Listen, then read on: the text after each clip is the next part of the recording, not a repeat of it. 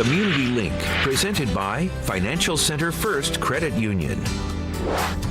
Center for Inquiry are kindergarten through 8th grade magnet schools in the Indianapolis public school system.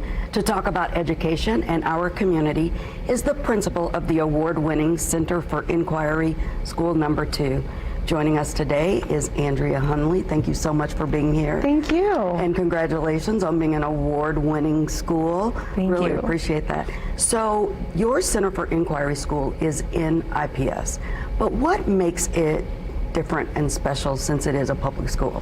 Yeah, thanks for asking. So Center for Inquiry Schools were started 30 years ago in 1993 by teachers who had this big dream and this big vision to make sure that learning could be hands-on and that students would have voice and choice in the curriculum.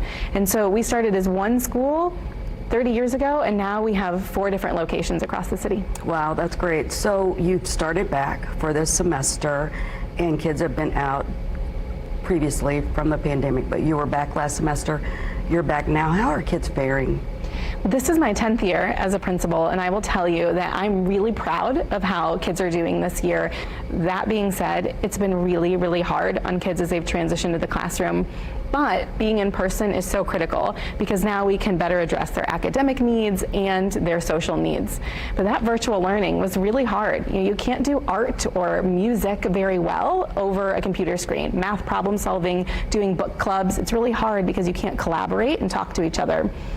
And the other piece about being back in person is that our kids' social needs, their emotional needs are really high right now. You know that for our students, this is their 3rd school year of disrupted learning. So all that anxiety and that frustration and that worry, it builds up for them and it makes it really challenging. And not just for kids, but for teachers and for parents too. Is it still disruptive now that they're back? It still is because there's that uncertainty around quarantining, around isolation. Am I going to get sick? Is my friend going to get sick? Is my teacher going to get sick? And then there's all this disappointment. You know, one day field trips are on, the next day they're off. You know, one day we can, sing and dance together in the music room. The next day we can't because, of viral spread.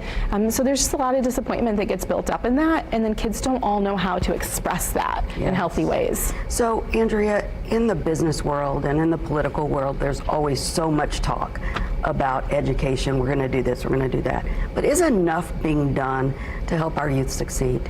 We can always do more and we can always do better. Our fragile families really depend on school, especially for arts programming and STEM programming. Families are working really hard and families are trying to pay rent and deal with inflation, and not everybody, not families like mine, we can't afford to do all these extra things for our kids. And so we depend on schools to make sure that we have these robust curricula, that center the arts and center music. And this is especially true in our Black and Latino and Latina communities where schools get seen as underperforming, and then we tighten the reins and we only focus on math and we only focus on reading when we should be infusing art and music and PE and social studies and sciences all together so that kids have joy of learning and joy of the curriculum and see themselves reflected.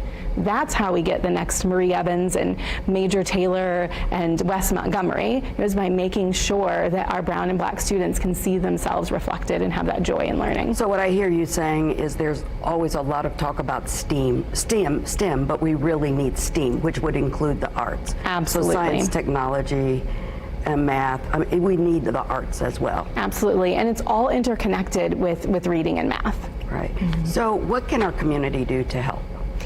Well, the big thing is that everyone needs to agree that public schools are incredibly important to our community, and not just for parents like me of school-age children. It's important for all of us. All of our tax money, we are all dependent on schools, and we're all invested in our schools. And so I would say that the community needs to volunteer, need to show up, need to donate, and then need to make sure that our voices are heard at the school board level, at the state house level as well. Great information. Thank you so much for joining us today. Thank you. Thank you. This has been your Community Link for this week. To share this story or learn more, head to wishtv.com, and we will see you next week.